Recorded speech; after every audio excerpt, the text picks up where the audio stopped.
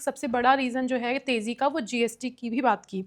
लेकिन जीएसटी के बीच में हम सब देख रहे हैं एफएमसीजी का सेगमेंट जो है जिसके ऊपर काफ़ी उम्मीद थी कि इस सेक्टर में काफ़ी तेज़ी आएगी, लेकिन यहाँ पर थोड़ी-सी गिरावट दिख रही है। ऑलमोस्ट सारे शेयर्स जो हैं निफ्टी एफएमसीजी के वो रेड निशान पर दिख रहे हैं। इसकी क्या वजह है? इन शेयर्स पर इतना प्रेशर क्यों दिख रहा है फिलहाल? देखिए अगेन सेम वही चीज है, buy on rumour sell on news वाली बात है। जब तक जीएसटी के अनाउंसमेंट्स नहीं है, जब तक स्टॉक काफी चले। अब जीएसटी के अनाउंसमेंट्स आ चुके हैं और काफी डिले इन कंजम्पशन हो रहा है इस महीने।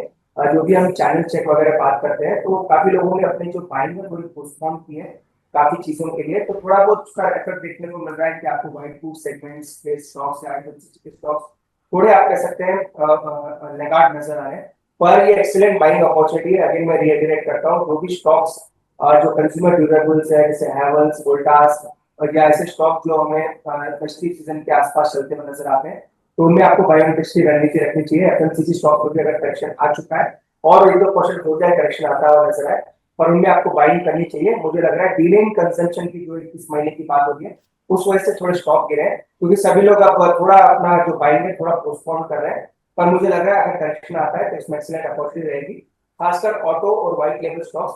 एफएमसीजी स्टॉक्स वैसे भी ज्यादा चलते नहीं है, थोड़े चले हैं वो अच्छी बात है। पर ऑटो और जो कंज्यूमर ड्यूरेबल स्टॉक्स है उनमें आपको बाय एंड जरूर।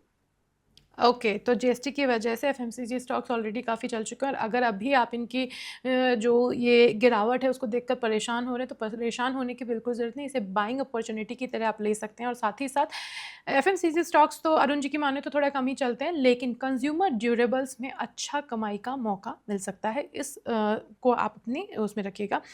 सर एक चीज़ है, कल खबर आई कि सेबी जो है इस महीने अगले महीने तक कंसल्टेशन पेपर जारी कर सकता है जिसमें एफएनओ के जो वीकली एक्सपायरी है उसको ख़त्म करके मंथली एक्सपायरी में चेंज कर दिया जाएगा, जिसकी वजह से कल हमने देखा कि कई सारे शेयर्स जो थे बीएसई के इनफैक्ट जो भी उनमें गिरावट आई। लेकिन आज जबकि सेबी की मीटिंग होनी है उस टाइम तक हमने देखा 12 बजे से मीटिंग होनी है और बीएसई के शेयर में लगभग 2.35% की तेज़ी आई है और जो बाकी स्टॉक्स हैं उनमें भी तेज़ी आई है। इसको लेकर के आपकी क्या राय है, ये जो मंथली एक्सपायरी में चेंज करने की बात करें वीकली एक्सपायरी को?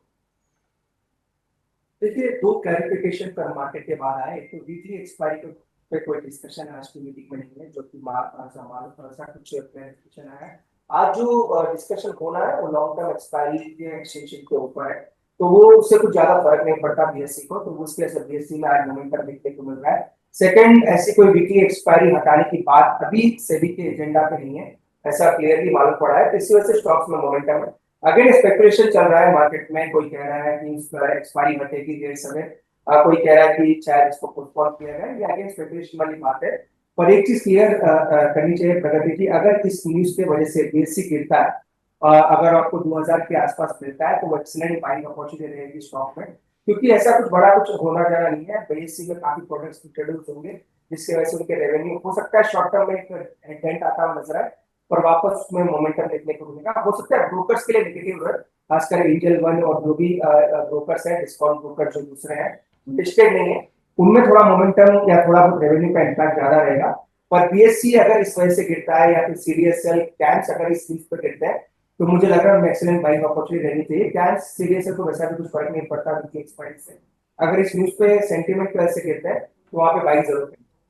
तो अगर इस खबर की वजह से आपको सीडीएसएल, एनएसडीएल या फिर बीएसई जैसे स्टॉक्स गिरते हुए नज़र आए तो उसको एक मौका समझने की ज़रूरत है। आपको ध्यान रखना है कि वहाँ पर आप एंट्री ले सकते हैं।